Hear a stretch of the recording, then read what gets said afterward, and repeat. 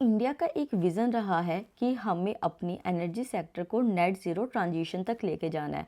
But अगर मैं आपको कहूँ कि अब नेट ज़ीरो ट्रांजिशन सिर्फ सोलर पैनल्स के लिए नहीं है, अब रूरल वीमेन के हाथ में उनके राइट्स आ गए हैं। तो let understand. Hello everyone, welcome back to prep helpline, your own next generation UPSC platform. I am doctor Kanishka Kaushik. तो आज हम अपने प्रीलिम्स और मेंस के लिए एक बहुत ही इंपॉर्टेंट टॉपिक को डिस्कस करने वाले हैं। तो लेट्स स्टार्ट। अभी recently India distributed renewable energy summit 2026 हुआ, जिसमें कि women led decentralized renewable energy को लॉन्च किया गया, डेट इज़ DRE, जिसको अभी हम आगे डिस्कस करेंगे। और इसमें ये कहा गया कि किस तरीके से अब इंडिया को नेट ज़ीरो ट्रांजिशन की तरफ लेके जाएगा। उसी टाइम पे छत्तीसगढ़ ने भी एक प्रोजेक्ट को लॉन्च किया जिसको नाम दिया गया अंजर विजन 2047। ठीक है, अब यहाँ पे क्या होगा, तो जो DRE सॉल्यूशन अभी हमने डिस्कस किया, डिस्ट्रीब्यूटेड रिन्यूएबल एनर्जी, उसके अंदर 5000 वीमेन लेड इन सॉल्यूशंस को बनाया जाएगा और वहीं पे 2030 तक 50,000 ग्रीन जॉब्स को क्रिएट किया जाएगा। ठीक है, तो अब बात जो है वो सिर्फ पावर की नहीं रही है, अब बात आ रही है एक्सेसिबिलिटी की। जस्ट इमेजिन करके देखिए, जैसे हम स्टोरीज़ में या फिर जो पुरानी मूवीज़ आती थी या कॉमिक्स आती थी, उसमें क्या देखते थे कि जो रूरल वीमेन होती थी, जब इलेक्ट्रिसिटी चली जाती थी तो वो कुछ कुछ मैनेज करती थी, एडजस्टमेंट्स करती थी, या फिर वेट करती थी कि कब इलेक्ट्रिसिटी आएगी, कब मैं इस वर्क को करूँगी।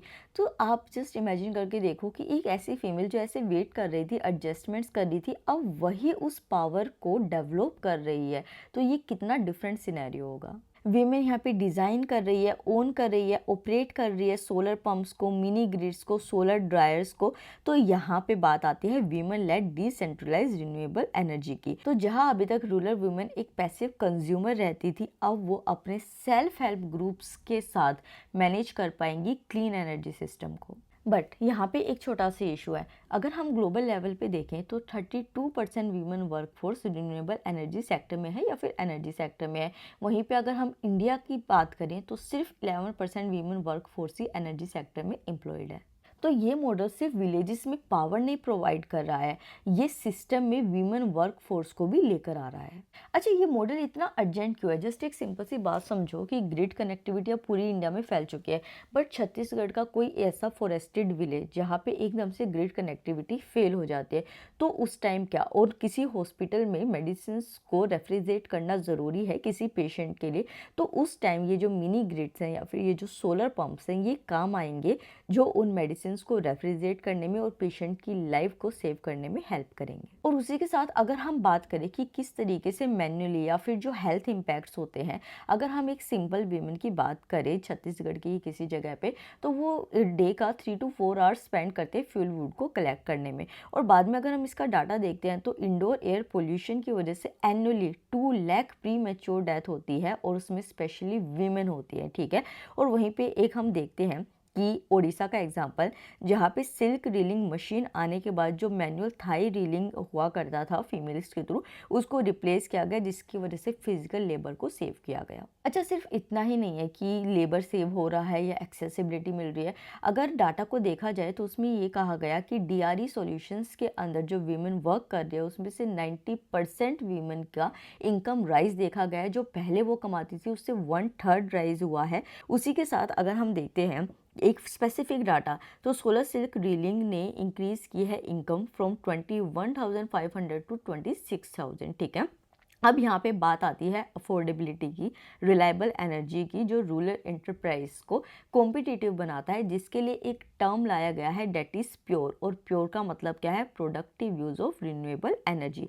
तो अभी तक हमने बात की कि कैसे ग्राउंड लेवल पे चीज़ें हो रही है, तो इंडियन इकोनॉमी को इससे क्या बेनिफिट हो रहा है। तो अगर हम इस तरीके से वीमेन को एम्पावर करते हैं एनर्जी सेक्टर में, तो $2.9 ट्रिलियन इंडियन इकोनॉमी में ऐड होते हैं। ठीक है, वहीं पे अब हम इसको एसोसिएट करते हैं क्लाइमेट से और जो डिज़ास्टर्स होते हैं। जस्ट एक सिंपल सा एग्जांपल हम लेके चलते हैं कि आंध्र प्रदेश का कोई गांव है जहाँ पे साइक्लोन आया, जिसकी वजह से ग्रिड कनेक्टिविटी टूट गई।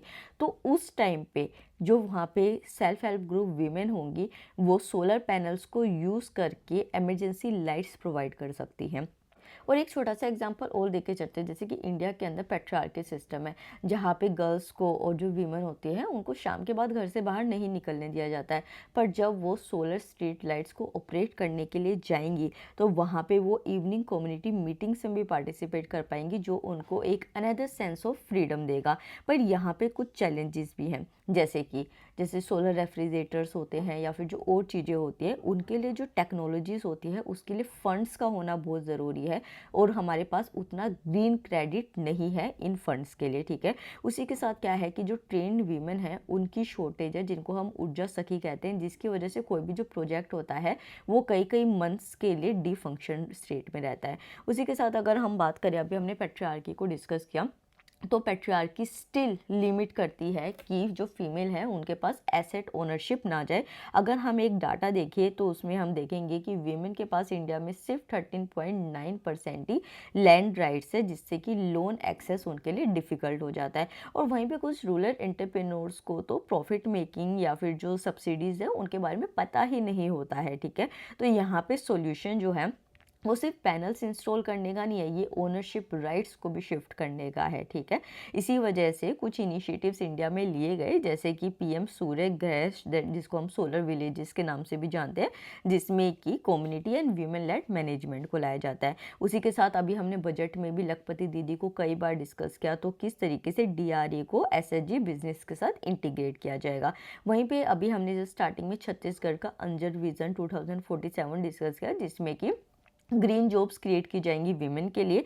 और वहीं पे सोलर ऊर्जा लैम्प, जिसको सोल प्रोजेक्ट के नाम से जाना जाता है, उसमें क्या है कि आईआईटी बॉम्बे रूरल वुमेन को ट्रेन करेंगी कि वो किस तरीके से जो सोलर लैम्प्स है उनको असेंबल कर सकती है और मेंटेन कर सकती है, ठीक है। हमें ये समझना पड़ेगा कि अभी जो इंडिया का फ्यूचर है वो लाई करता है एसेट्स ओनरशिप पे, ग्रीन क्रेडिट लाइन्स पे, स्केलिंग सोलर दीदीज पे और पंचायत पार्टिसिपेशन पे, ठीक है।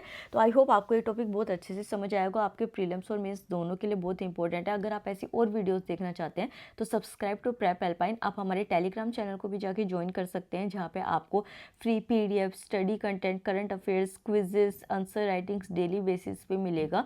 आपको इवन मीन्स प्रोग्राम भी मिलेगा, इंटरव्यू प्रोग्राम्स मिलेंगे। और उसी के साथ हमारी वेबसाइट को आप जाके चेक कीजिए, जहाँ पे प्रीलिम्स, मेंस, इंटरव्यू तीनों स्टेजेस के लिए आपको बहुत सारे ऑप्शंस मिलेंगे। Thank you so much.